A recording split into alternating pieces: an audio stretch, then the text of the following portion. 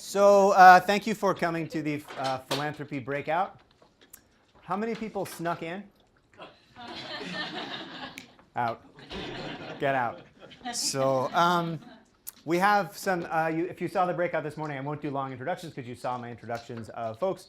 We're going to go in very imaginatively alphabetical order. So leading off will be Charles Best. I told people to take like 12 or so minutes, take a couple of questions, but I think some of us are shorter than that, which is good because we'd love to have a conversation at the end about bigger issues and take more questions and things like that. So we won't be super tight on timing and things like that. OK, so without further ado, Charles Best.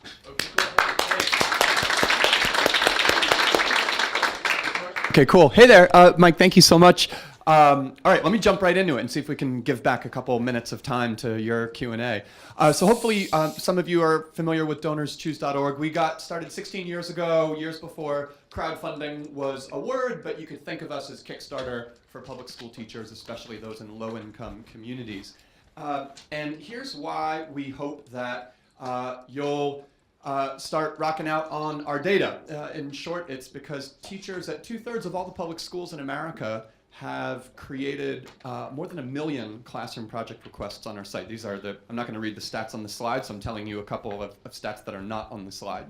And so we feel like we have statistical significance for the resources that teachers most need in particular cities and states. The books that middle school teachers in low-income communities think are most effective at getting kids hooked on reading. The fact that middle school math teachers have concluded that doing recipes is a great way to teach math concepts, and it's why they're requesting a lot of cooking equipment on our site. Our big dream is to one day influence billions of dollars of government education spending, make it smarter, better targeted, more efficient, more responsive, because people can now listen to classroom teachers and what those teachers are trying to tell the powers that be about what resources they most need, what topics are trending in their minds, what activities are most effective. So that's sort of the general call to action to each of you. And I'll share just a few fun studies that our data science team did after opening up all of our data. So if you go to data.donorschoose.org, you'd be capable of running any of the following fun little insights and analyses we did. First, we found that women donors, 79% of our donors are female.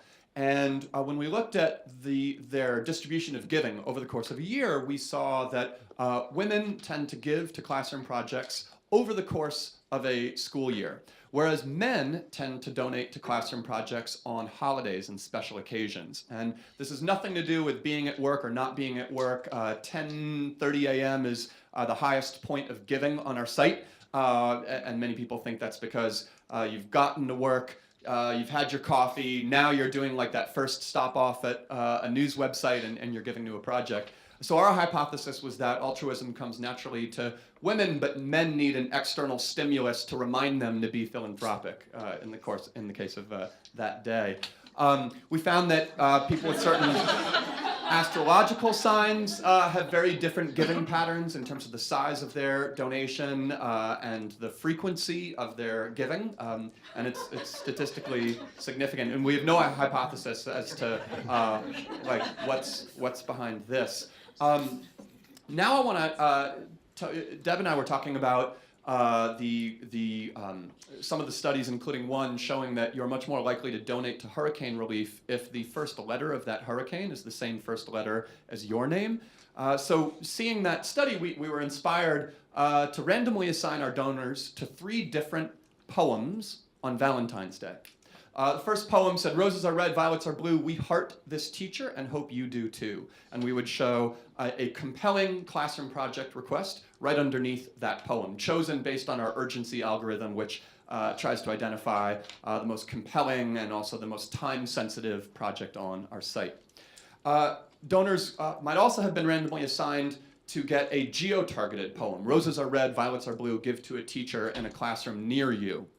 And we would then display a classroom project that might be just half a mile or a mile away from your IP address or your billing zip code. The classic, what ought to be the most powerful hyperlocal geo-targeting. But the third poem said, roses are red, violets are blue, give to a teacher with the same name as you. And we would then show a classroom project from a teacher sharing your last name. And it was that poem which just like destroyed the other two poems in terms of open rate, conversion rate, etc. The geo-targeted poem performed substantially better than the first just kind of generic, here's a cool project poem. But the name matching poem was like 200% better than geo-targeting, right? And geo-targeting is supposed to be like the holy grail of personalization and customization, but we found that enabling a donor to see themselves in a micro-giving opportunity was far more powerful. And we're really excited. We now match donors and teachers up based on sharing a birthday. So if you're a donor and you've decided to leave your birthday during the checkout flow on our site, we wish you a happy birthday by showing you a classroom project from a teacher who has the very same birthday as you. Okay, let's get just a little more serious. This is, you don't need to make out the numbers on this slide, but it was an analysis of the impact of the recession on low-income versus upper-income public schools. And what we found was that after the recession hit, in low-income schools, the proportion of requests for really basic materials like copy paper and pencils and dictionaries shot upward as compared to the proportion of requests seeking enrichment resources like butterfly cocoons or owl pellets or a field trip to Washington, D.C. to see the Supreme Court consider a case.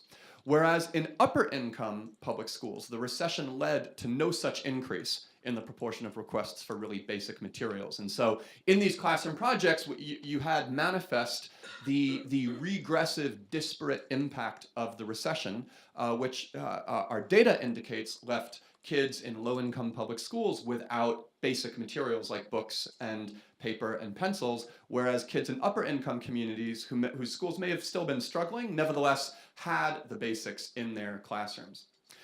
So the final study I want to show you, we did with Mike, and this was based on our hope that Donors Choose not only could help to change the system, and just backing up for a second, a lot of people knock Donors Choose as being a Band-Aid solution on the theory that we address symptoms but not causes of educational inequity. And we've got a little bit of a chip on our shoulder about that because we think that crowdfunding generally and Donors Choose specifically can actually be a force for changing the system itself. One way is by opening up our data so that government officials and budget makers and policymakers can listen to classroom teachers, what we were talking about a little earlier. Another way is by using Donors Choose as a currency for rewarding educational outcomes. Some of you may know that merit pay or teacher performance pay is sort of like the third rail political issue in education reform today. And a few years ago, we had a chance to kind of hack the merit pay debate. We were lucky enough to win the Google Impact Award. It came with a $5 million grant, and we used that grant to underwrite Donors Choose classroom funding credits that we gave to teachers who launched and helped their students pass math and science AP courses.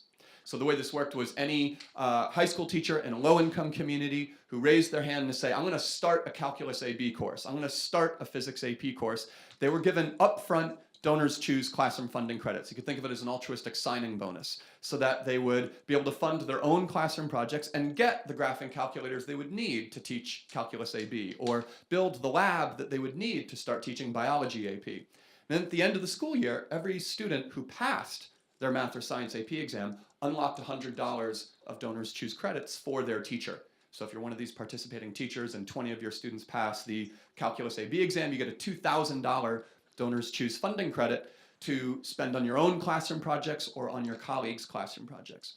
Results were compelling enough that Google made another grant so we could take this approach with girls learning the code. So about 2 years ago, any public school teacher in America could unlock $1,000 of Donors Choose classroom funding credits if and when 4 or more of their female students demonstrated proficiency in computer science fundamentals using either a module on Codecademy or Khan Academy that required students to actually show proficiency as they progressed through the videos.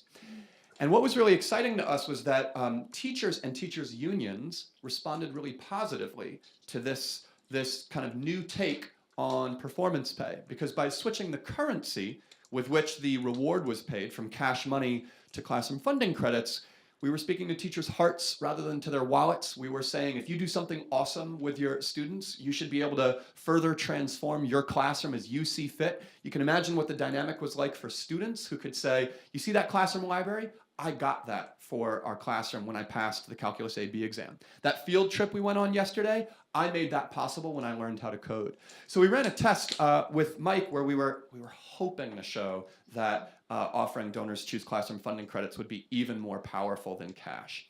What we found when we randomly assigned teachers who use Edmodo to be offered either $500 in cash or $500 in donors choose classroom funding credits, or a mere encouragement. We offered them one of those three things to get their students through a Common Core math module. We found that cash, offering $500 cash, had a serious multiplier effect on the likelihood that a teacher would in fact get their students through this Khan Academy Common Core math module. And what was really exciting was that we had a pretty big multiplier when offering a classroom funding credit. A multiplier not quite as big as when offering cash, but nevertheless, we had the ability to say to a philanthropist or a foundation, if you want to seriously multiply the number of teachers who go forth and do something that you want them to do, you ought to consider offering them this altruistic currency for rewarding educational outcomes. And this is an approach we could take with any discrete educational outcome, whether it's reducing absenteeism or keeping up a high school newspaper at a certain frequency and quality. It's really any discrete educational outcome could be incentivized. So in any case, I hope that gets some of your wheels turning, and I hope at a minimum that you rock out on our data. Thanks for your time.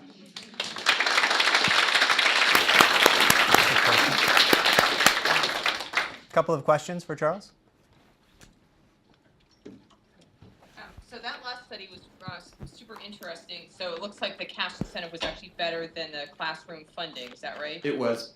Okay. Yeah. And I don't know how many teachers were invited to pursue the incentives. Do you know anything about whether it was different sorts of teachers that responded to the two incentives? We did look at the different types of teachers. We wondered if there might be a different response based on the teacher being working in a low-income community versus an upper-income community. Right. And there were some differences based on teacher type, but none of the differences switched. None of the differences changed the fact that cash was somewhat more, it generated somewhat higher outcomes than the classroom funding credit. So you could change the degree to which cash outperformed classroom funding credits, but we were never able to flip it by, for example, strictly looking at teachers in low-income communities. And I also wonder about the staying power. I mean, that would be an expensive study to run, but if you kept this incentive going on for like many months or semesters, would the classroom funding have more staying power, do you think? That's what we hoped. There were a couple things that meant we were actually sort of fighting with one arm tied behind our back in this study. A big one, right, Mike, was that students didn't really know what was in it for their teacher or for their classroom. The teacher knew, but we potentially could have created a very different dynamic if students knew from the outset, all right, if we get through this Common Core math module, our classroom is going to be $500 better. And they certainly didn't know about the incentive in the other test flights. So we do think there were a couple things we could do differently if we ever do this study again that could potentially change the dynamic, and staying power would be chief among them. Thank you. Okay, for one more quick. Yeah. This is super exciting, and oh, you definitely did succeed, at least for me, in getting me excited about your data. Awesome. And the particular area that I think is most interesting is different kinds of accountability mechanisms. Because if I understand correctly what you've done here, you have outcome accountability. And so they are rewarded if they achieve this outcome That's of right. getting them proficient on Khan Academy or whichever other test. Now, there have been these federal and state initiatives with high stakes outcome accountability that have led to all kinds of corruption and school administrators going to jail because of falsification of student test scores. And so it seems to me that this is really ripe for different kinds of accountability structures where you can have rather than just outcome accountability, which we know is fraught with potential for corruption. You can imagine who else might be completing the Khan Academy test online for the students, but also maybe introducing procedural accountability, process accountability, also different kinds of professional accountability. And I wonder if you have any thoughts about that, and if you know if there's any corruption of your system already, or are you monitoring that? Yeah, well, so first to echo your point, I think, we spoke with the leading teachers union officials, and many of them just responded really warmly and enthusiastically to this new take on how you could reward educational outcomes without potentially creating some of the incentives for corruption, for high stakes, when the basis for the high stakes is shifty. But kids and teachers getting classroom resources based on achieving an outcome felt much more palatable. In terms of whether there's corruption on Donors Choose, I would posit that a whole lot less than when cash is being dangled in front of people. And yet, there are occasional instances where a teacher who is not out for personal material gain, but who wants to improve their classroom. As an example, years ago, Microsoft Bing offered to give anyone a $5 Donors Choose gift code if they switched their default search engine to Bing. And we did have one teacher out of a few 100,000 who wrote a script and who scored like $30,000 of Donors Choose classroom funding credits, but not because they were going to personally enrich. They wanted to make their classroom a brilliant, vibrant place, and it's maybe an unethical approach to an ethical ultimate outcome. Long story short, we would need to prove it, and we'd love to work with someone to test whether it's true, but I would throw out there that there's a heck of a lot less corrupt methods when an altruistic currency is the reward versus when there's a cash reward. Though who knows? I don't know. Maybe if it's an altruistic reward, that makes people feel like they could do absolutely anything because it's all for the good of the children. And so, game on. We'd be happy to participate in a study to figure that out. We do have to move on. Thank you so much, Charles. Thank you.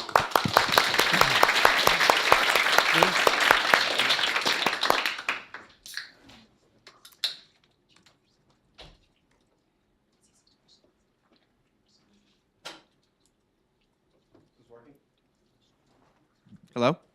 Hello. Won't come through the house. It's just for the video. It's just for the okay, because there's no on. Oh, you click. Is that the plan? There we go. Don't videotape that part.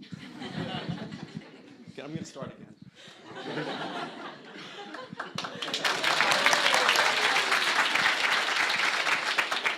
Okay, great. So I'm going to talk about giving effectively, and I think there's some hope, although it's not all roses. So the first thing I'm going to talk about, there's kind of two parts here. I'm going to talk first about a new effort that we have underway, that we're incubating at Innovations for Poverty Action, called Impact Matters. It is a separate entity that we're going to create and spin off at some point. And basically what Impact Matters is trying to do is address a basic fundamental market failure in the charitable space. So think about the following very simple thought exercise. We are in a business school, so hopefully this resonates. If you're a for-profit, your purpose is to maximize profits, and what determines if you survive, it's profits, right? This is Econ 101. If you're a nonprofit, what is your purpose? It's to achieve a mission. What determines whether you survive? Whether you make profits, not whether you achieve your mission. There's a fundamental disconnect here, okay? And that disconnect happens if the donors, the stakeholders who are determining whether or not you survive or not, whether you're profitable, give to you based on whether you achieve your mission or whether they give to you for some other reason, okay? So in econ speak, there's basically poor information on impacts that leads donors to not necessarily know who's good, who's not, who's doing effective work, who's achieving their mission. And there's also many behavioral drivers of giving that we're well aware of. Some we just heard about. some quirky things that drive behavior, right? That's not choosing, in the example that we just heard, which classroom needs the money the most and is going to do the most good with it. That's choosing based on the affinity of the names. Okay, that's great. I'm actually glad you found that, because if it raised more money for that, that's I'm happy about that. But that's not giving based on impact, right? That's giving based on stuff. And there's many other things. We could go on and on about non-impact things that drive giving behavior. We all realize this.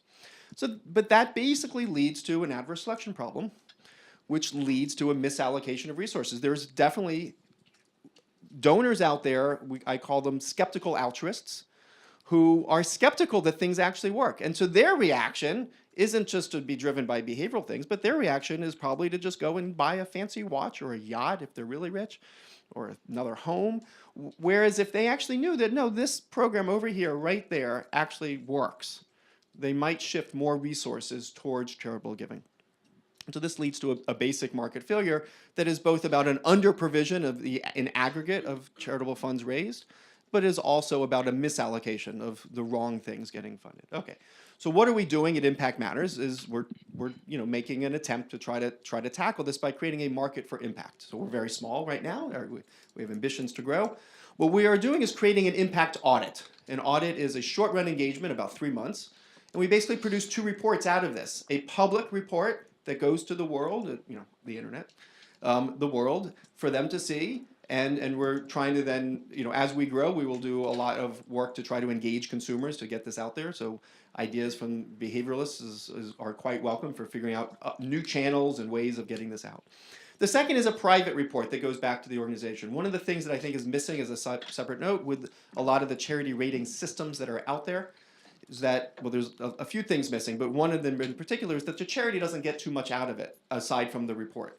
That may help them raise money, and if it doesn't, then it doesn't. But they don't actually get advice. And so one of the things that we're doing as part of this audit, in the same way that an accounting audit is supposed to give organizations actual guidance about how they can improve their internal controls and management systems, then we're taking that same approach. And so when we identify weaknesses in how they're using and producing appropriate evidence of impact, we give them private advice on that as part of the audit report. But for the public, there's a general report that is helping the world know whether this is an organization that uses and produces appropriate evidence of impact. And right now, what we see in the world are Charity Navigator on one end of the spectrum, which just uses financial ratios and is great for weeding out about 1% of organizations that are fraudulent, and is not good at all for doing anything whatsoever about whether the organization is actually effective beyond identifying fraudulent cases. And the reality is, this is a total conjecture, but I think the type of people that know to look at Charity Navigator to identify fraud has no overlap whatsoever with the kind of people who give to fraudulent organizations. Unfortunately, because that's a kind of door-to-door fundraising telethon kind of world, not a world of people who know to go on the internet and look these things up. Okay, one of the mantras that we have, and this distinguishes part of what we're doing. People here might be familiar with GiveWell, which is an organization, big fan of GiveWell. They use a lot of the research from Innovations for Poverty Action, so I kind of have to be a fan of them. But what they are doing is being what's called cause agnostic, which is to say that they are looking at strict cost effectiveness, and they are saying, nope, this cause is simply more cost effective than this cause and that cause, and so we're going to now recommend what we consider to be the single best. And this is great if you want to seed all decision making, including preferences over cause, to someone else to do that analysis. And also just don't have any preferences that you actually like education over health, or you have preferences for giving in one area of the world versus another. But I don't think that's, as an economist, I have to admire that. I do admire that. But as a realist, as a behavioralist, I think that is a more modest approach is to say people are going to choose their cause with their heart, and all we want to do is help them then choose the charity with their mind. Right? And so, and it's not to say there might, if I have the opportunity to sit there face to face with someone, I might not want to say to them, for that one, no offense, school in Indiana, I got to use it because you're right here, in Indiana, that you can help 100 schools in Uganda for the same cost. right? So which do you prefer to do? Do you want to help 100 or 1? And obviously, if you're dealing with an analytical mind, that's kind of hard to make that argue against that trade-off. But I'm well aware of the fact that that's not a winning argument in most cases. And in most cases, I would much prefer to just say, I'm going to accept the fact that you want domestic education, and now let's figure out how to get you into a good choice within the space of domestic education. So what we rate when we do this, we look at cost effectiveness. So we calculate as best as we can that. It's a messy process, but we do. Very important, we look at the quality of the impact evidence. So if they have a randomized trial, great. But if they don't, we look elsewhere. We see what randomized trials have been done from other places, and what non-experimental evidence is there, maybe from your own data, and then what are the biases, and then we make an assessment on the quality of that impact evidence, both from that they have as well as how well what they're doing maps to where there are randomized trials and scientific evidence from elsewhere. The third is we look at the quality of monitoring systems. This is not a very academic-y exercise, certainly not as an economist. We're not focused here on the impact, but we're just trying to understand how well do they collect data to be accountable to say, are they doing the things they say they're doing? What's the connection between the field ops and headquarters, and how's that data flow?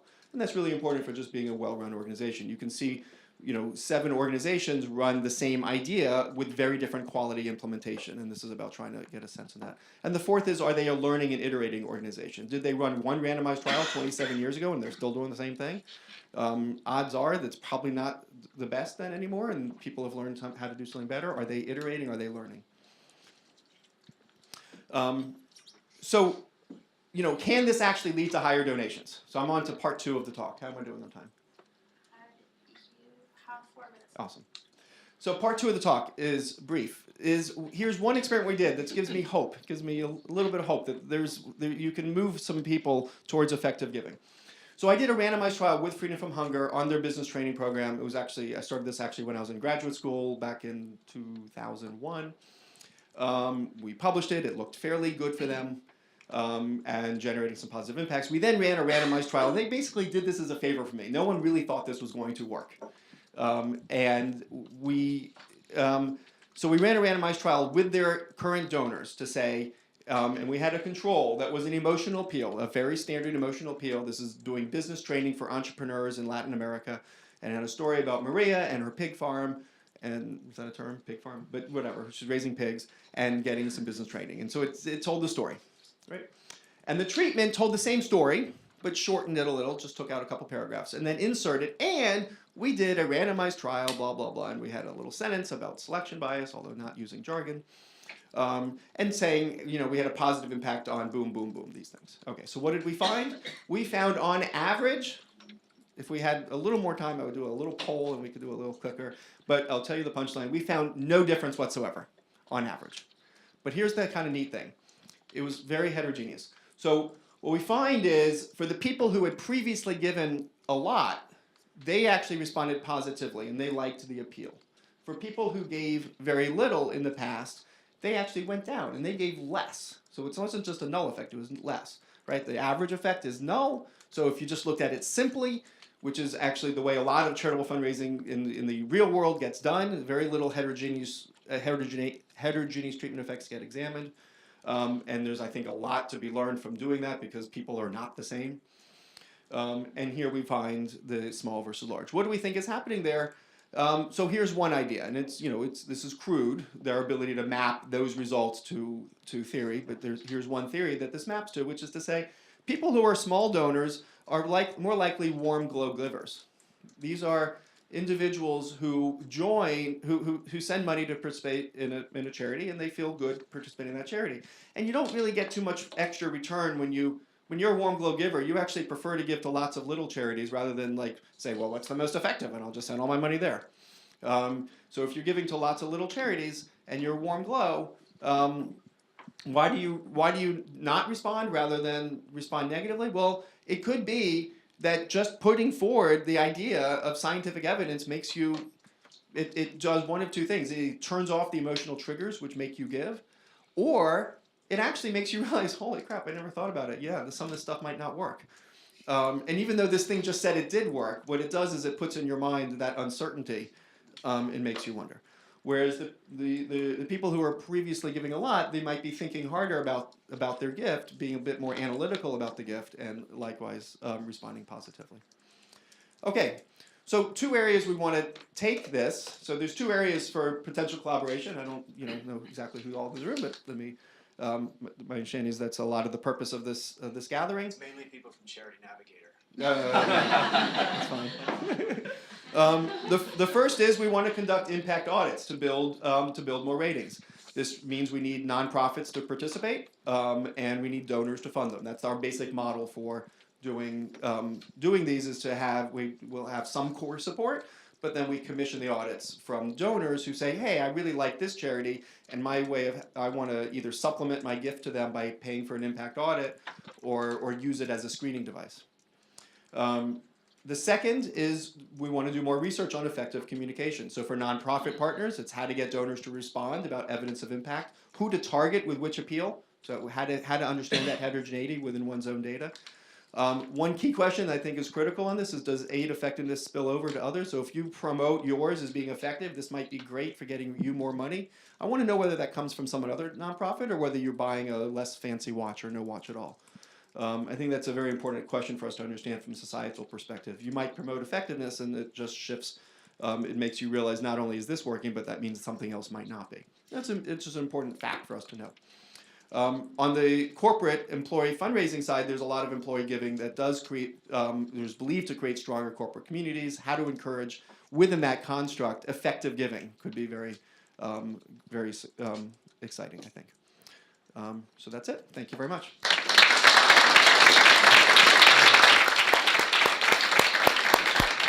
We have time for one amazing question. Okay. All right. So I'm going to make it a 2-part, but hopefully quick. So I have a couple of results in mind from my own work that I think might nicely relate, and I love your take on it. So the first one is when people are deciding how to give, not whether to give, they're just allocating money, you do see that they have a dislike of inefficiency. But when they're deciding whether or not to give, to keep money for myself or not, that dislike now appears much stronger. So there appears to be this potential overweighting of this inefficiency, speaking perhaps to the fact that people don't care so much about inefficiency, they might just like to use it as an excuse not to give. The second one is that when we're trying to think of this heterogeneity and how to explain types, is perhaps thinking about, well, who's going to be more likely to be susceptible to these excuses or wiggling out of giving. And one way you can sometimes gain traction on that, which relates really nicely to your study, is individuals who have already given in the past. They're kind of committed to giving, they're unlikely to be excuse-driven, or individuals who are giving larger amounts versus new donors might be more susceptible to being on that margin. Just as a... Right. No, the first does seem interesting, and it strikes me like, I don't know, my reaction hearing it is that, when someone's thinking about whether to give or not, any excuse just pulls them out. Any excuse that seems reasonable. Whereas in the other, you have, I don't know exactly how you did it, but you have many dimensions over which you're choosing, and there's trade-offs. And so that's one, and there's also cause you care about, and you might care about geography, and so there's other things, and it's just one of those things to care about. I mean, I don't know how you presented efficiency, but one of the issues that I think that we face in this space is that when the minute if you reported efficiency as overheads, then then that's a problem, because that's not efficiency. But yet people interpret it as efficiency. So if it's instead reported as, for $10 you can generate $25 of social good, then that's efficiency. And so there might be people not understanding efficiency too. Yes. So. Yeah. The perfect transition. Okay. Overhead to Liz Keenan. Thanks so much, Dee.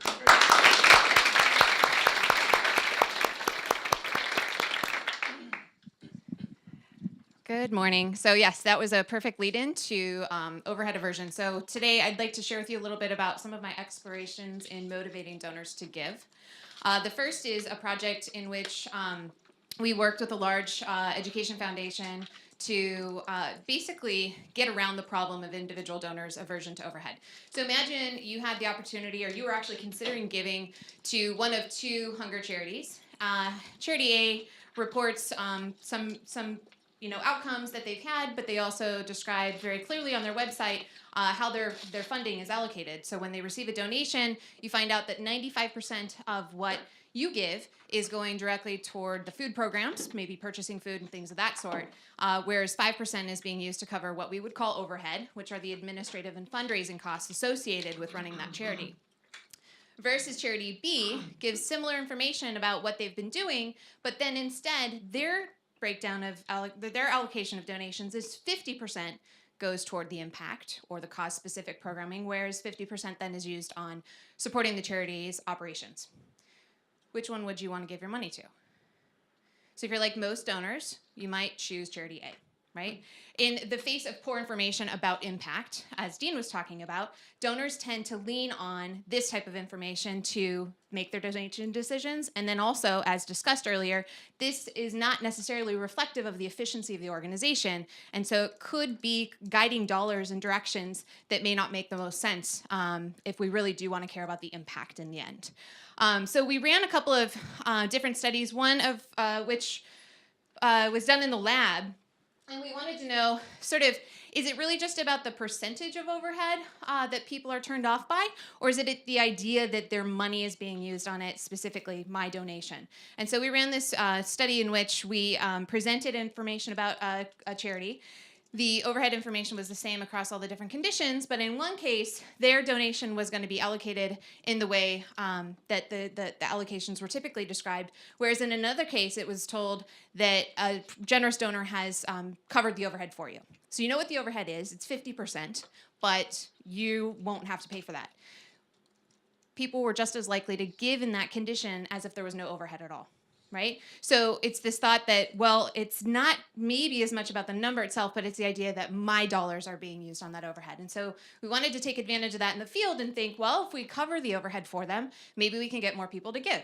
And so what we did is we worked with this foundation I mentioned earlier. It was a large education foundation, and we had access to 40,000 potential donors who had given to similar charities in the past. And they received one of 4 different letters. All of this was real, so the generous donation given was used in the way described. So we had one condition in which individuals just read a standard solicitation where they were told about the charity, what it does, and asked to give money. In a second letter, they might have read that a generous donor has already given $10,000 toward this cause, so you could see that there's some seed funding already invested in this cause. In a third condition, you might have gotten a letter about a match. So the organization has received $10,000, and we will match your dollars, your donations, with this gift up to $10,000 total. And then in the last condition, we wanted to take advantage of this overhead aversion and say, well, instead of just announcing it as seed funding, let's just frame it a little bit and say, we've received $10,000. It's going to be used to cover all overhead costs associated with your donation. What's this going to do to giving? So what you see here is total raised in the different conditions. We have the letter types on the bottom. So control raised about $8,000. Seed and matching raised $13,000 and $12,000 respectively, which was significantly greater than what we had seen in the control group. But if it was described as overhead free, that the $10,000 was being put toward overhead, individuals gave a little over $23,000. Now, you might wonder, was it that average giving increased? Did people give more money? Or was it the number of individuals? It turns out it was the number of individuals giving. So the average donation in the seed funding, match, and overhead-free groups was the same. They were a little higher than the control, but it was that more people gave in these groups. And so this actually had this, this effect size is big and it's important, and a lot of charities either loved it or hated it. The ones that loved it were ones that have access to large initial gifts that they might be able to capitalize and leverage to be able to get more donations into their organization. Many organizations, one in fact, Charity Water uses a very similar model. So they have something called the well, where large generous donors give to the well, and the well is used to help cover the overhead associated with Charity Water. And then as a giver, if you're just an individual giver, you can get 100% of your donation directly toward the causes that they're helping to serve. And so that works for an organization like that.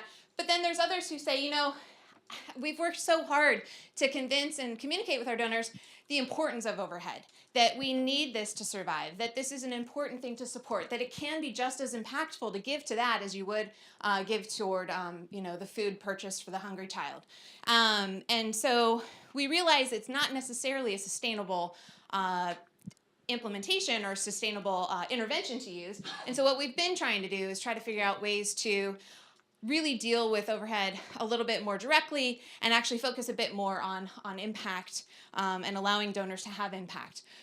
So we've done a number of things, some with less or more success than others, but one I wanted to share, so something that we're currently working on, is giving donors choice. So since there were donors in that group who actually opted into giving all of a sudden when there was an overhead-free option, we thought, well, let's let them choose.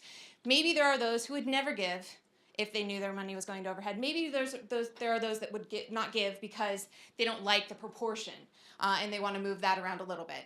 This was inspired a little bit, actually, by Charles's work. If you go onto donorschoose.org and you select a project, you choose to give $100 to it, at checkout you see a little note at the bottom that says, this $100 donation includes an optional donation. If you click on that, you then get to this page that describes what this optional donation helps to cover, and then you can actually change the amount if you'd like. And so what we're doing is we're playing around with this idea of giving choice. The idea being that it might capture those who wouldn't have given at all. And then just more globally, it may also, there's been some evidence that allowing agency in choice and giving people control has some positive outcomes. So we could see maybe some positive trickle-down effects of giving this choice. The other is that it may, with Christine's work, help to reduce this opportunity for having an excuse not to give. And so that is what we're currently working on. We do see some positive evidence that suggests that people like the idea of choice. They would be more likely to give, and they actually report feeling more impactful if they have that choice. All right, finally, sort of future idea. This also I've collected some data on already, but I'm putting this out here because it would be really fun to test this with a charity in the wild. And so the idea is to allow the donors themselves to match in a different way. So you can think of it a couple ways. This is one instantiation of the thought that, would you like to match a recent donation today? So there is evidence that showing what donors have already been given helps, especially if the amounts are relatively small. You see others have given and you think, oh, that's reasonable. I can do that too. So there's some social proof of giving, but then also there's a bit of a challenge involved. So rather than just listing dollar handles, maybe you design it in such a way that sort of describes what's been recently given and you give them the opportunity to match recent donations.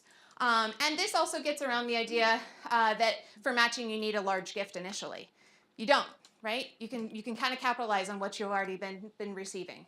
The other way of thinking about it is maybe to challenge them to challenge another person to be the match. So if you give money today, we're going to use your $25 and challenge somebody else to also match your $25 and sort of build on this hopefully sort of a snowball effect of giving. Anyway, so I'd love to talk to anybody about these ideas during any of the breaks and to take any questions that you have now. Let's clap first. For that. I actually stuck to my 6 slides. That was so pretty good. Just saying. Question for Liz? I'm wondering if you noticed any differences among generations in terms of the giving behavior with this particular treatment. With the overhead free. Yes. Okay, so with the overhead free, Yeah. are there any differences in generational differences in that the effectiveness of the overhead free? So in the lab, no, because it was all undergrads. In the field, we actually don't have access to the information about the individual donors, short of what they gave, or in the fact that they'd given to a similar cause in recent past.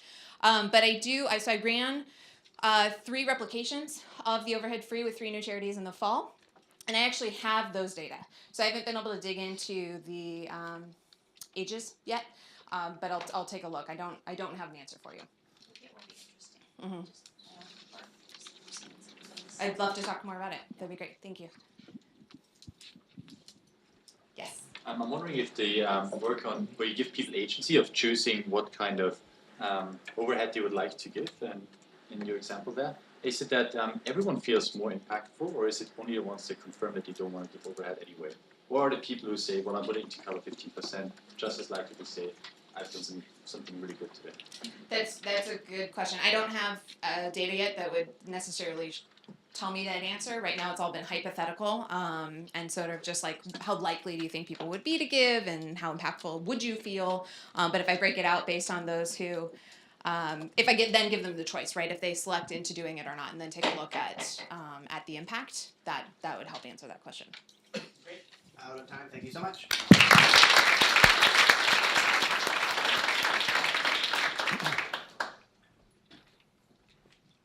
Can I use this guy?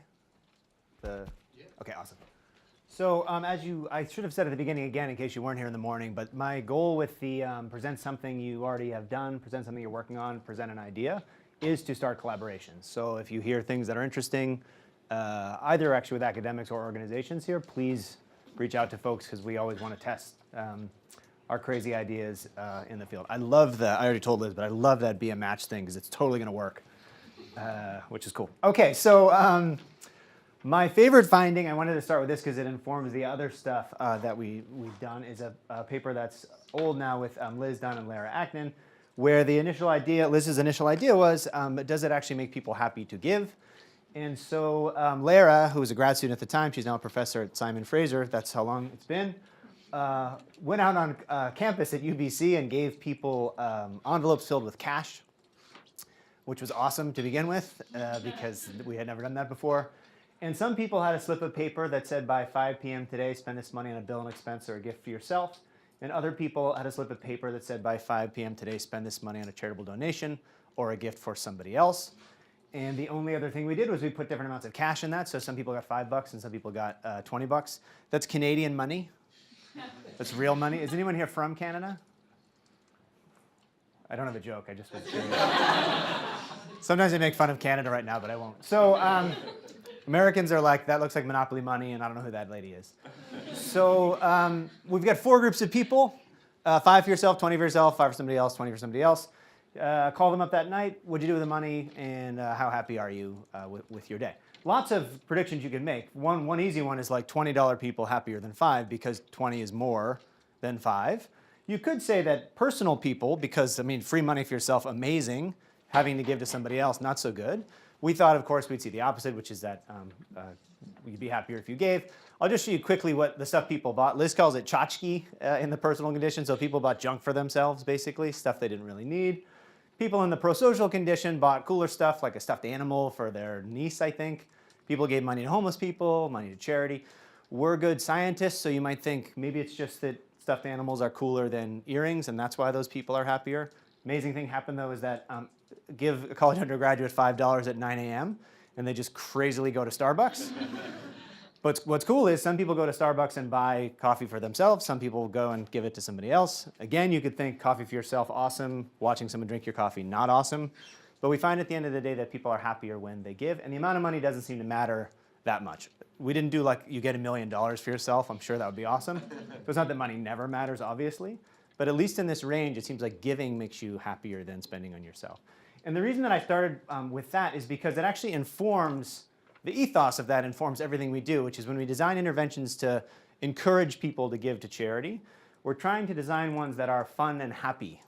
Like, so of course we know cool research about, including some by Deb, about like facial expressions and things, and the intuition is you show sad kids and you feel really badly and then you give, and I'm not saying there's anything wrong with that model, but it's not awesome for donors because you mainly feel bad and really you didn't do anything by giving anyway.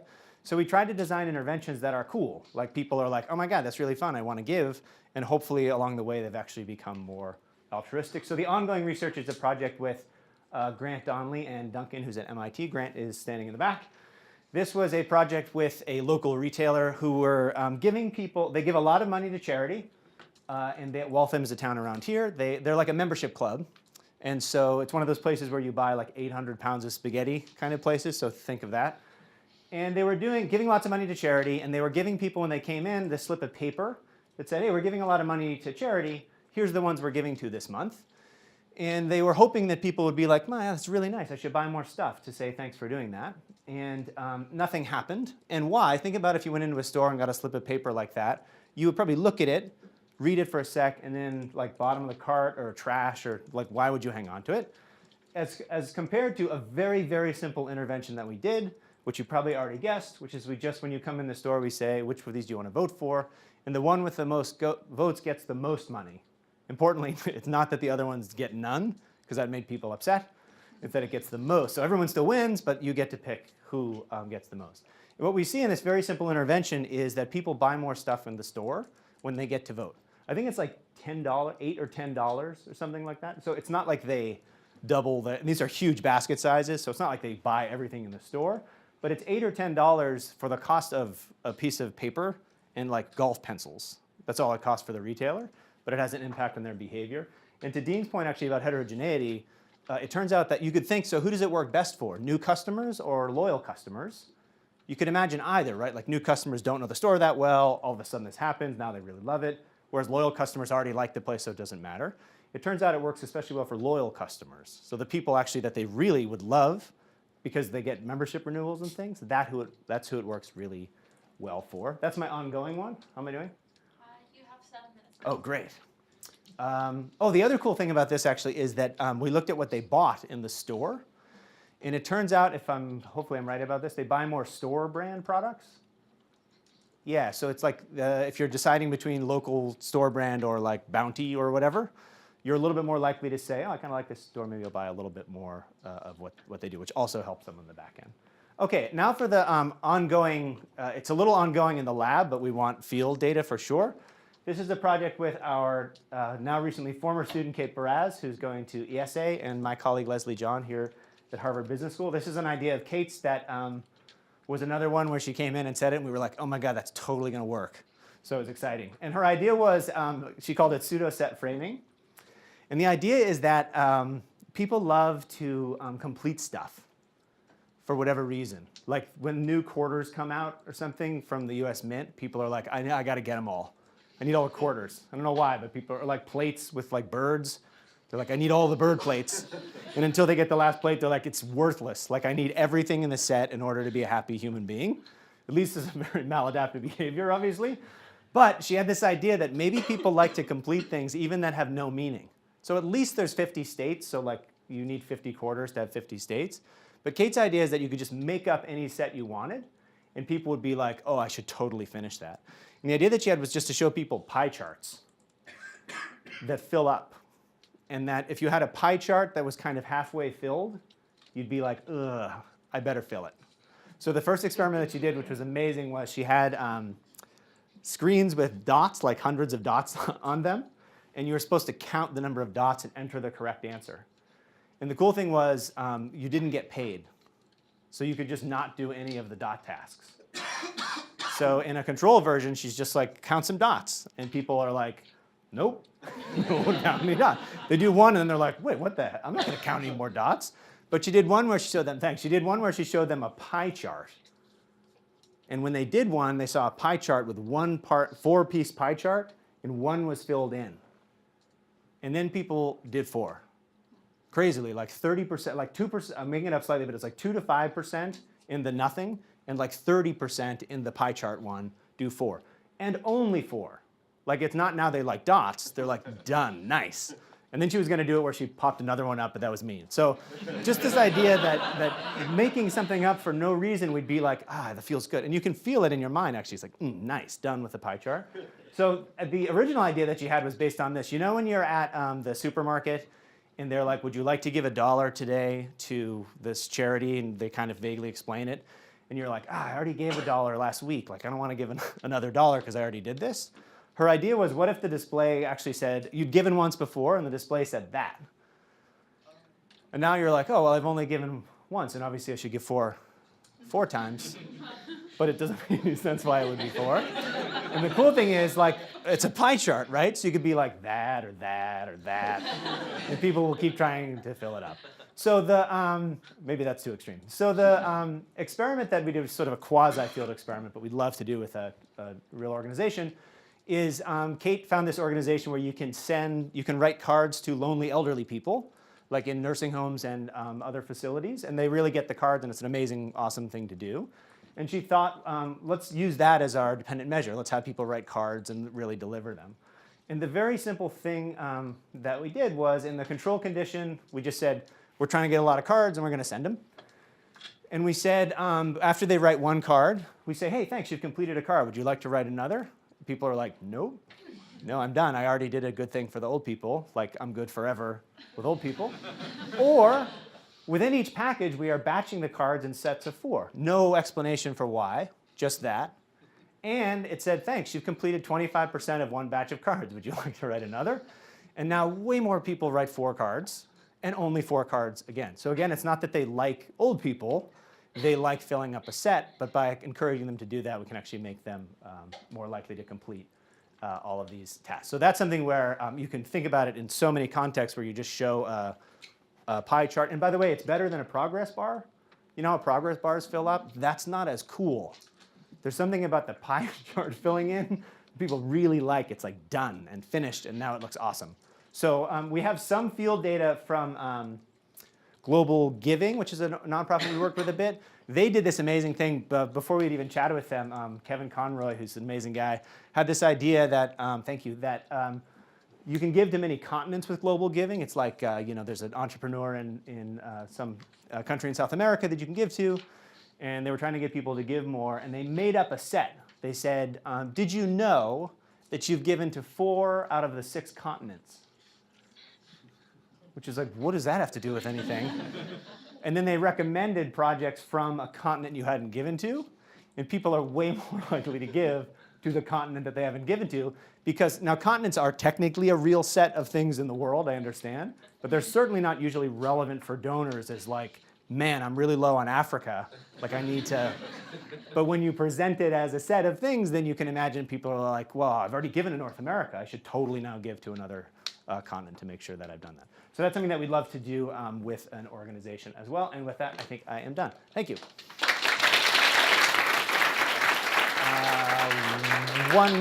One question.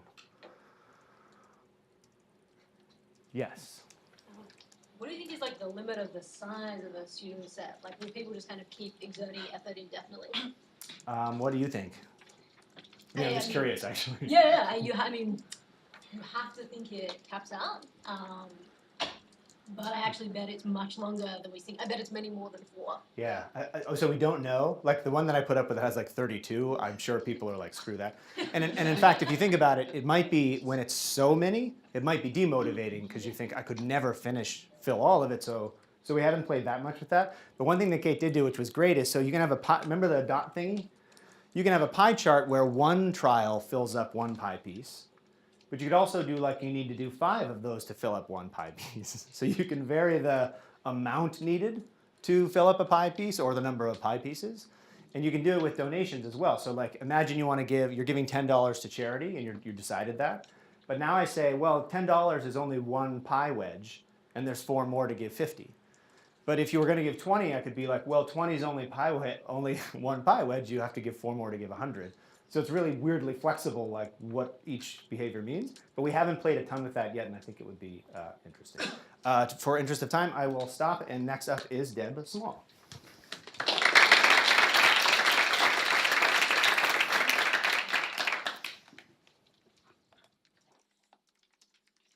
feel like a rock star with this microphone.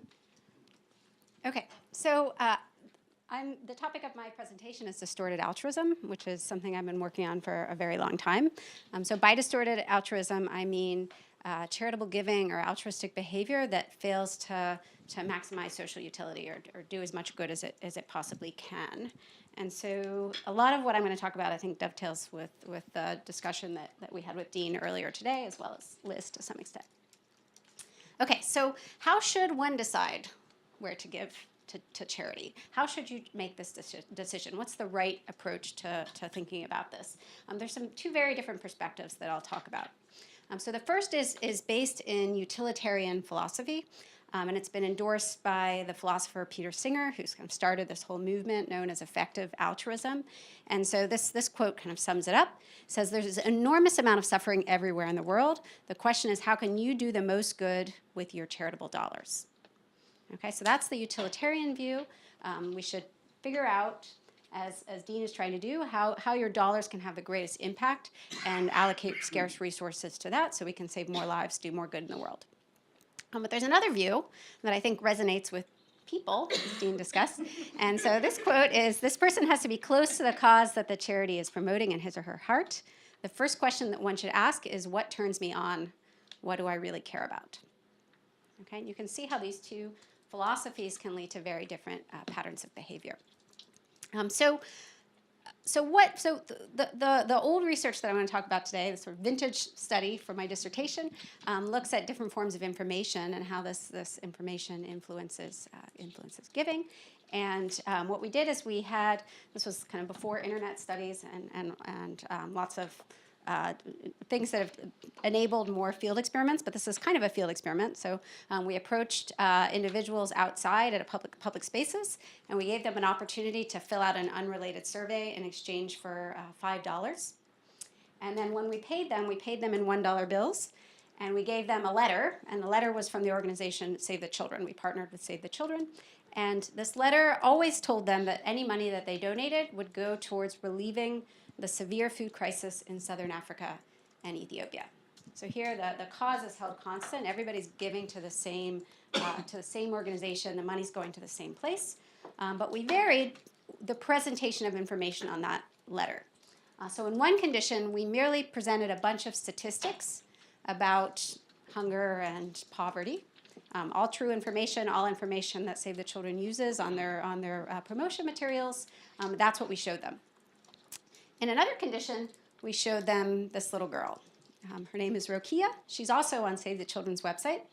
And this is all that we told them. We said, meet Rokia, a 7-year-old girl from Mali, Africa. Now we had a third condition, which showed both of these. So we presented both statistics and Rokia, what we call the identifiable victim. Okay, so you've completed imagine you're in the study, you've completed your survey, you've gotten your money, and you're asked to donate that money to this organization, and you're either seeing just statistics, just Rokia, or a combination of both. And here's the key evidence. So what we find is the middle bar is the identifiable victim, so that's just Rokia.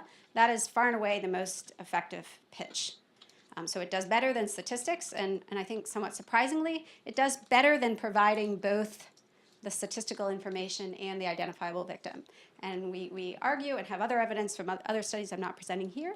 That's because the statistical information kind of dampens the effectiveness of the emotional appeal. It just takes away from that gut impulse to help that little girl. Okay, and so here, this is a study in which the cause is controlled for, but you can imagine that how the kind of the distorting effect this has on charitable giving, right? So people are drawn to help specific identifiable individuals, whether it's the latest kidnap victim that's flashed all over the media, or whoever, pick your favorite identifiable victim. The one I often talk about is Jessica McClure, who in the 1980s fell into a well near her home in Texas. Some of you will remember that story. Those sorts of stories or particular cases drive this incredible compassion that leads to a lot of giving. That's nice, but the downside of that, of course, or the flip side of that coin, is that these more statistical victims, the sort of the hidden victims, the mass suffering, is relatively ignored and just doesn't reach people in the same way. Okay, so that's the past research. What about a different form of information, actual effectiveness information? So Dean also talked about this as well.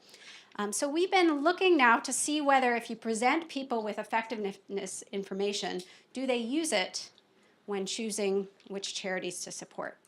And what we've done, this is all hypothetical, by the way, and I'll talk more about that in a second, is we've presented people with sets of charities to choose between in one condition, or in another condition, we presented participants with a set of investments to choose between. And we've actually set this up so that they're pretty similar. The only difference is whether you're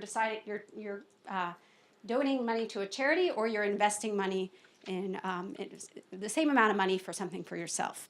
But we've tried to match them as much as we can. In this case, these are both housing, clothing, and something kind of medical or pharmaceutical related. But note, these are in different categories. So they are choosing between different categories to either support or to invest in.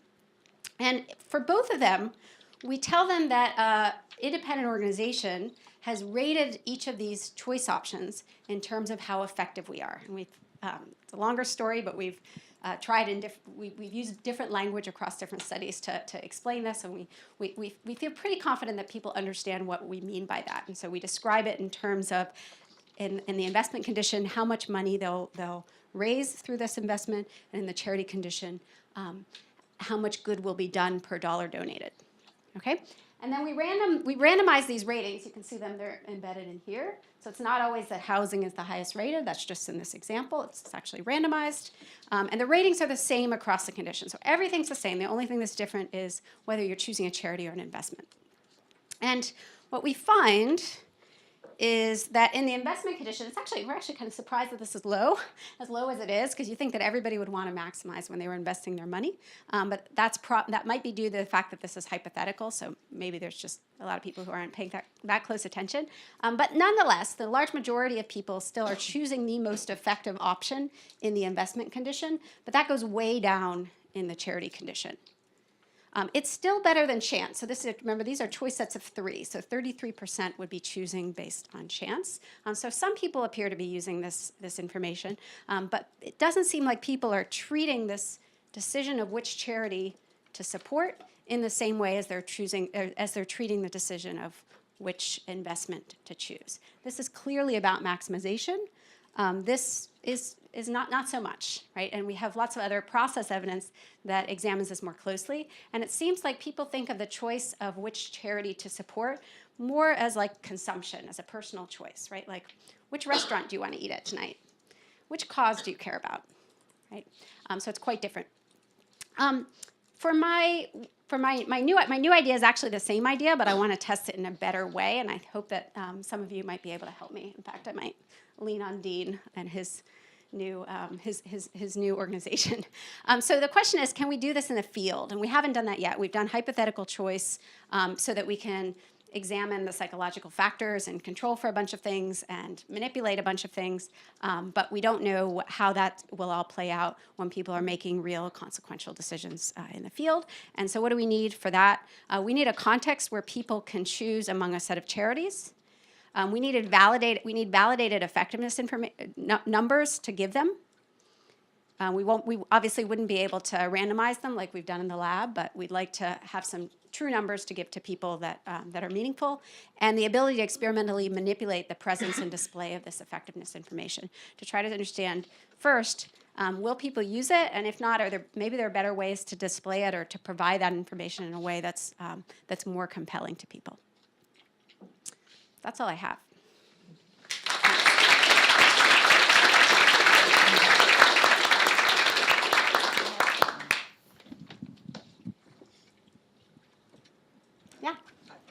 Actually, it's a question for you and Liz. Do you think have you considered the fact that identifiable victim effects can be partly due to the fact that I know where my money is going, so I know there's no overhead at all?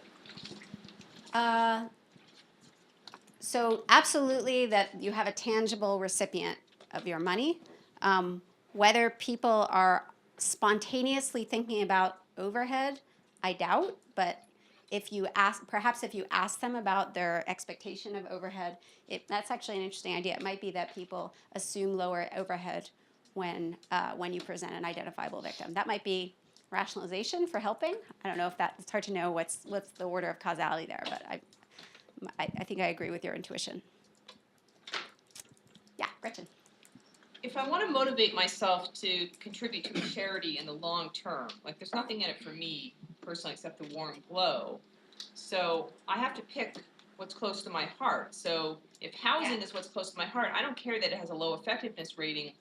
The warm glow, the passion that I have for housing is what's going to motivate me to contribute to that year after year. So the heck with the effectiveness rating, I'm going to go for housing. But if I want to motivate myself to contribute to an investment year after year, my motivation is to make a profit. I want to see my investment grow. So of course the effectiveness rating is key there. So my motives are just really different in the two cases. That's completely consistent with what we find. So our findings are completely consistent with a warm glow view of charitable giving, not consistent with a social utility maximizing. What's different, I think, is that different from previous research, not theoretically, but different from previous research is people haven't looked yet across providing effectiveness information and mixing up the nature of the causes and to demonstrate that. The point I'm trying to make is we actually are getting social utility maximization in a way because it isn't realistic to think that people will contribute over and over again in the long term to Right. the thing with the highest effectiveness rating because their heart won't be in it. Like Right. I'd rather have them give every year for 20 years to the thing that's a little bit less effective than to give once to the thing that's very effective. Right, and so that's an I agree with you. It's an empirical question as one we want to test so all of our studies so far have people choosing, it's a forced choice among a set of charities. But another very important question, I think, is likelihood of donating with the presence of effectiveness information. So if I really care about breast cancer, that's what everybody cares a lot about breast cancer. The charities do very well. So we've all been touched by it.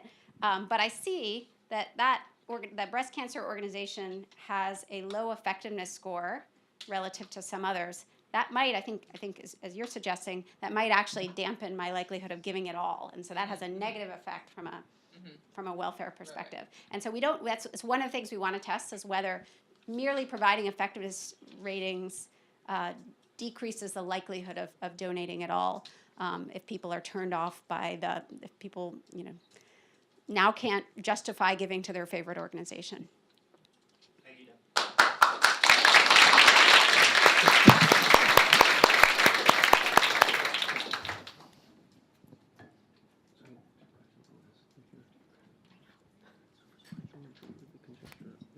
Hi, everyone. So we were asked to start with our favorite research finding, so here goes. As Mike already described, there's a great deal of research suggesting that spending money on others can improve happiness. And our lab recently took these findings under the skin to examine whether spending money on others might also improve physical health. In order to test this question, we randomly assigned a group of older adults over the age of 65 who were previously diagnosed with high blood pressure to spend in one of two ways. We gave our participants $120 to spend on themselves or $120 to spend on others for 3 consecutive weeks. And we measured their blood pressure before, during, and after they spent the study payments. Now, consistent with what Mike was saying earlier, everyone enjoyed receiving money in both conditions. That was true. But for people who were randomly assigned to spend money on themselves, they showed no significant reductions in blood pressure over the course of the study. However, for individuals who were randomly assigned to spend money on others, they showed significant reductions in blood pressure over the course of the study. And these reductions were similar in magnitude to starting a new aerobic exercise program. So these findings may be my favorite because of effort justification. It took nearly 6 years to complete this project. But these findings also provide some of the first causal evidence that spending money on others might lead to significant improvements in physical health. So in addition to examining the benefits of financial generosity, I've also become interested in examining factors that predict giving, particularly among those that have the greatest capacity to give. This ongoing program of research came out of these findings suggesting, both from the Chronicle of Philanthropy and other statistics showing that individuals who make proportionally, or wealthier individuals give proportionally less of their income to charity as compared to their lower income counterparts. But of course, we know that wealth does not always preclude generosity. Indeed, there are some exemplars, such as Warren Buffett here, who has pledged to give 99% of wealth away over the course of his lifetime, and who spent a considerable amount of time and effort getting his billionaire friends to do the same through the Giving Pledge letters. So obviously, wealth does not necessarily predicate selfishness, leading to the question of under what condition then can wealth actually encourage charitable giving. So in order to examine this question, because Warren Buffett wasn't returning my phone calls in first year grad school. I did the next best thing. I turned to the Giving Pledge letters. So these were letters written by individuals who had made major contributions through the Giving Pledge program. And what we did was we coded these letters. So to begin to understand what kind of motivations are present among affluent individuals who donate large proportions of their wealth to charity. And a key theme emerged. So a few key themes emerged, but the key theme that I'm going to talk about right now is this idea of wealth as responsibility. So the majority of individuals who wrote pledge letters reported that their wealth incurred this sense of responsibility to give back to society. And so when we ran subsequent studies with major donors and affluent people that our Alumni Affairs Office was trying to make affluent donors, we found evidence that this sense of wealth as a responsibility positively predicted the extent to which people made charitable donations and even predicted how positive people felt about paying their taxes. However, so I wanted to take these findings out into the world and explore whether we could change the way that people felt about their wealth and financial success in order to encourage generosity among those with the greatest capacity to give. So my first insight on this ongoing line of research is it's really hard to change people's minds. So despite the fact we spent a lot of time trying to encourage individuals to see their wealth and financial success in different ways, such as a responsibility to give back to society or as being situationally caused, we had a very difficult time leveraging these kinds of motivations to encourage charitable giving. So this led us to go back to the drawing board a little bit on this project and explore whether we might be able to find messages or appeals that are more effective. So again, kind of looking at heterogeneity here, that are most effective among those with the greatest capacity to give. There are findings suggesting in the social sciences, our lab's research and others, suggesting that wealth and even reminders of money can lead individuals to focus on their own needs and goals as opposed to the needs and goals of others, and also that wealth and money engender this sense of agency. However, charitable giving is predominantly a communal act, and therefore many message frames focus on what we can all do together to help. So we wanted to test the hypothesis of whether messages focusing on what you individually can do to make a difference, messages that are more focused on agency, might be more effective for the individuals with the greatest capacity to give. We've tested this idea across many studies, but one study that I'll share with you right now is a naturalistic field experiment conducted in the alumni office of an elite business school in the United States. So individuals during the course of this campaign received the agentic message frame or the communal message frame, and we tracked their actual donations over the course of the giving cycle. And what we found, so we found no difference on the likelihood of giving, but most of the individuals who made donations in this campaign had previously given in subsequent campaigns. But consistent with our predictions, we did find that alumni of an elite business school in the United States gave more money when the messages focused on agency versus communion, and that these appeals were differentially effective for individuals who lived in the highest zip code, highest income brackets in our sample, suggesting then that agentic appeals are maybe more effective for individuals with the greatest capacity to give. So I'm now going to talk about an ongoing project, but a project sort of related to this research that is in progress as of 2 days ago, is we're also looking at one way to encourage giving among those who are more affluent. So there's this idea that we always think if we just had more money, then we would be more charitable. So when we start off as graduate students like myself, you're like, oh, well, when I get my first job, I'll be charitable then. But then people actually get their first job and they think, well, when I get my next promotion, I'll be more charitable then, and so on, which might contribute to the findings I talked about earlier. So one strategy that we're looking at or thinking about testing, very idea phase right now, is actually getting individuals to pre-commit some of their future bonuses. So employees that have an auto-enrollment program related to charitable giving to pre-commit some of their future income to charity to help employees give more tomorrow so that they're giving in accordance with the money that the raises that they're getting. Another project, so it's important to understand donor motivation and individual donor motivation and then try to leverage insights from our research in order to promote charitable giving. It's also important to think about how we can strategize ways in which to encourage charitable giving among those who might not otherwise make a charitable contribution. So how can we begin to get people to see themselves as a donor who might not already see themselves in this way? So an ongoing, and this is especially important in light of research suggesting that people today are less likely to see themselves as someone who cares about making charitable contributions. And in Canada, the rates of charitable contributions have actually declined in recent decades. So what can we do to get people to begin to see themselves as someone who cares about charitable contributions? So in an ongoing project, we're looking at the role of teaching others to look to our own behavior to see ourselves as a donor. So in particular, in this project, we're capitalizing on parents' motivations to teach their children the values that they find important. So we're running some experiments right now looking at whether we frame charitable giving as a teachable moment, so have parents give together with their kids or make charitable donations with their kids present and playing in the lab, but not actually with their children. Whether this not only changes people's self-perceptions and seeing themselves as a donor, but whether it also has impacts on their actual charitable donation behavior outside of the experimental context. So yeah, I want to say thanks. So I'm excited to have more discussions about these and other projects. And yeah, look forward to chatting more about all of this. So thanks so much.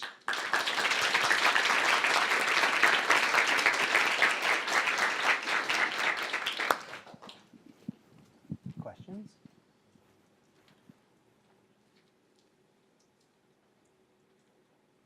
We're giving up on the panel, by the way, because we can't do a panel in 2 minutes, so feel free. Yeah. I'm wondering if you've had opposite effects on people who earn less, because you could imagine if someone isn't, wealthy or even not even median income, you could imagine that you think, well, I am one of the people who is deserving of more, maybe not even charitable giving, but more help from the community. Have you seen any of those factors? Yeah, so with regards to the agentic message frames, we do see a complete crossover effect. So the agentic message frames actually do seem to be less effective for lower income individuals, maybe because they don't feel like they have the agency to take on a big problem by themselves, or because maybe they feel deserving of help in some way. So we actually see agentic messages being most effective for higher income and less effective for lower income individuals in our samples. Thanks. Todd, sorry. And Okay. then The parenting thing I think Yeah. is super interesting. When someone makes a donation, they get a letter saying that they've made a 501c3 tax deductible donation and file this away for your taxes. So there's already a post-donation communication with the donor. I wonder if that would be if you could turn that into talk to your kids and have as a dependent variable renewed giving or whatever else, but have that be an opportunity to give a sticker to their kids as we're a giving family or Yeah. some other. Yeah, so we're definitely looking for field partners related to that research. So that's definitely an idea that we've considered and think would be really interesting to test. And feel free to open it up to all of us if we're at the end of time. All right. Yeah. Were there any other physical effects of the pro-social spending on others aside from the lower blood pressure over time? Like, have you done any longer-term studies? I would assume giving $120 over longer than 3 weeks would be tough, but Yeah. For example, did pulse decrease or anything like that? Yeah, so in early days, so maybe the first 3 years of that project, we were also looking at cortisol and seeing, so that's a hormone related to stress, and seeing if that went down, but we didn't find any evidence that it did over the course of the study, and we didn't run longer term follow-ups. We did see that our effect is not explained by increased exercise, so it wasn't just that people felt, more pro-social and then therefore more active, and then they, the blood pressure findings were being explained because of exercise. We didn't see that in our study, but it'd be interesting to follow up more on that. Yeah. What's your theory of that basically? So what's your theory of why it leads to lower blood pressure and charitable giving? Is it mostly that you think it's through increased mood, or have you got a slightly more nuanced idea of what might be going on?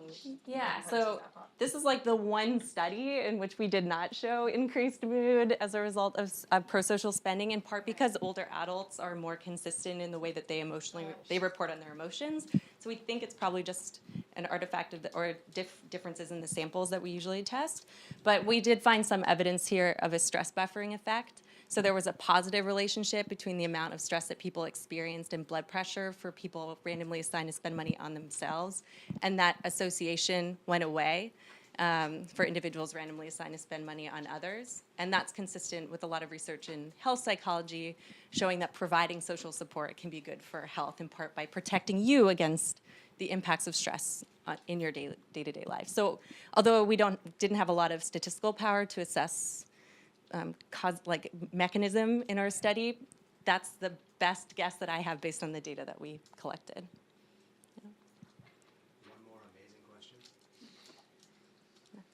I was thinking about some of the links among the different talks and wondering about whether people low in SES, they are more likely to be system justifiers. People higher on SES might be less likely to be system justifiers, and they also are aware of bureaucracy and how much things cost. In other words, overhead. So, I was wondering if you think maybe there's some kind of mechanistic link between these different ideas. Is it possible that low SES people give more because they don't realize how much of their money goes to overhead? That's a tough one. Just that, it's just an interesting thing to think about. I mean, we haven't collected the data, but it's something where we're trying to figure out some individual state characteristics associated with those that might pay more and less attention to those things. Therefore, the people that might pay more attention would be more reactive positively to an overhead-free donation opportunity. And so if we can collect some sort of state characteristics on them and then look at that, it's an interesting thought. We have 1 minute left, so let's thank Ashley again. And then same first letter as your name. So seeing that study, we were inspired to randomly assign our donors to 3 different poems on Valentine's Day. The first poem said, "Roses are red, violets are blue. We heart this teacher and hope you do too." And we would show a compelling classroom project request right underneath that poem, chosen based on our urgency algorithm, which tries to identify the most compelling and also the most time-sensitive project on our site. Donors might also have been randomly assigned to get a geo-targeted poem. "Roses are red, violets are blue. Give to a teacher in a classroom near you." And we would then display a classroom project that might be just half a mile or a mile away from your IP address or your billing zip code. The classic, what ought to be the most powerful hyperlocal geo-targeting. But the third poem said, "Roses are red, violets are blue. Give to a teacher with the same name as you." And we would then show a classroom project from a teacher sharing your last name. And it was that poem which just destroyed the other 2 poems in terms of open rate, conversion rate, etc. The geo-targeted poem performed substantially better than the first just kind of generic, "Here's a cool project" poem. But the name matching poem was 200% better than geo-targeting, right? And geo-targeting is supposed to be the holy grail of personalization and customization, but we found that enabling a donor to see themselves in a micro-giving opportunity was far more powerful. And we're really excited. We now match donors and teachers up based on sharing a birthday. So if you're a donor and you've decided to leave your birthday during the checkout flow on our site, we wish you a happy birthday by showing you a classroom project from a teacher who has the very same birthday as you. Okay, let's get just a little more serious. This is, you don't need to make out the numbers on this slide, but it was an analysis of the impact of the recession on award. It came with a $5 million grant, and we used that grant to underwrite Donors Choose classroom funding credits that we gave to teachers who launched and helped their students pass math and science AP courses. So the way this worked was any high school teacher in a low-income community who raised their hand to say, "I'm going to start a calculus AB course. I'm going to start a physics AP course," they were given upfront Donors Choose classroom funding credits. You could think of it as an altruistic signing bonus, so that they would be able to fund their own classroom projects and get the graphing calculators they would need to teach calculus AB, or build the lab that they would need to start teaching biology AP. And then at the end of the school year, every student who passed their math or science AP exam unlocked $100 of Donors Choose credits for their teacher. So if you're one of these participating teachers and 20 of your students pass the calculus AB exam, you get a $2,000 Donors Choose funding credit to spend on your own classroom projects or on your colleagues' classroom projects. results were compelling enough that Google made another grant so we could take this approach with girls learning the code.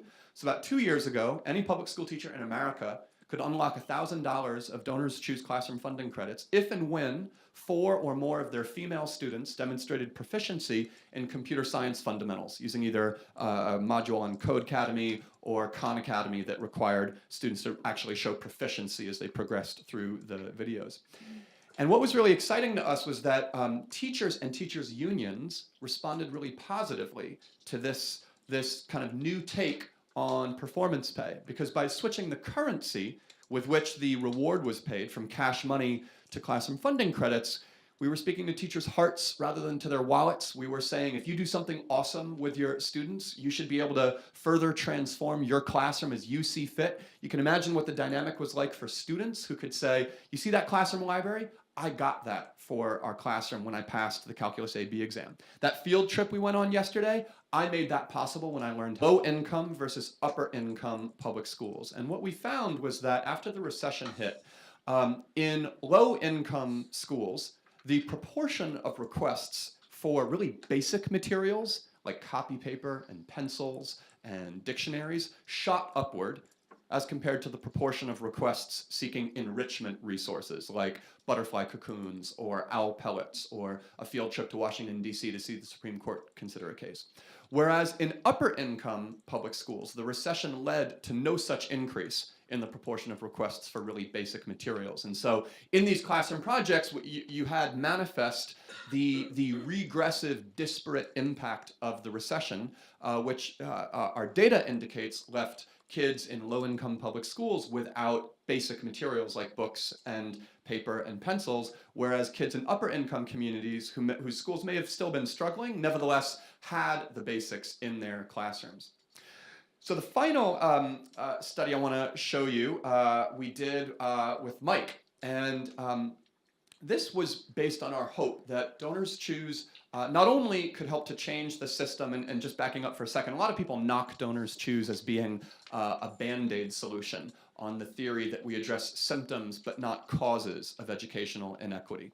And we've got a little bit of a chip on our shoulder about that because we think that crowdfunding generally and Donors Choose specifically can actually be a force for changing the system itself.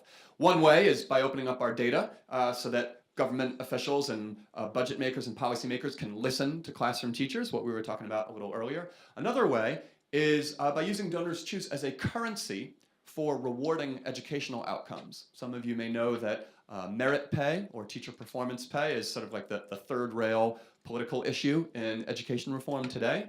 And a few years ago, we had a chance to kind of hack the merit pay debate. We were lucky enough to win the Google Impact billions of dollars of government education spending, make it smarter, better targeted, more efficient, more responsive, because people can now listen to classroom teachers and what those teachers are trying to tell the powers that be about what resources they most need, what topics are trending in their minds, what activities are most effective. So that's sort of the general call to action to each of you. And I'll share just a few fun studies that our data science team did after opening up all of our data. So if you go to data.donorschoose.org, you'd be capable of running any of the following fun little insights and analyses we did. First, we found that women donors, 79% of our donors are female. And when we looked at their distribution of giving over the course of a year, we saw that women tend to give to classroom projects over the course of a school year, whereas men tend to donate to classroom projects on holidays and special occasions. And this has nothing to do with being at work or not being at work. 10:30 a.m. is the highest point of giving on our site. And many people think that's because you've gotten to work, you've had your coffee, now you're doing like that first stop off at a news website and you're giving to a project. So our hypothesis was that altruism comes naturally to women, but men need an external stimulus to remind them to be philanthropic in the case of that day. We found that people with certain astrological signs have very different giving patterns in terms of the size of their donation and the frequency of their giving, and it's statistically significant. And we have no hypothesis as to like what's behind this. Now I want to Deb and I were talking about some of the studies, including one showing that you're much more likely to donate to hurricane relief if the first letter of that hurricane is the same.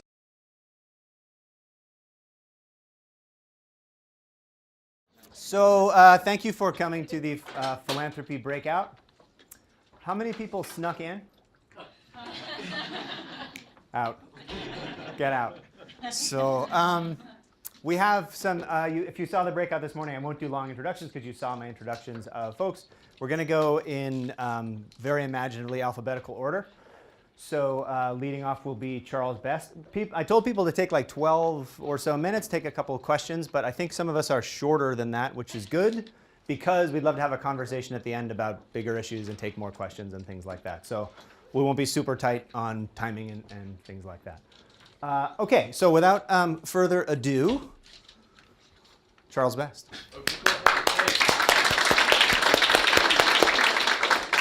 Okay, cool. Hey there, Mike, thank you so much.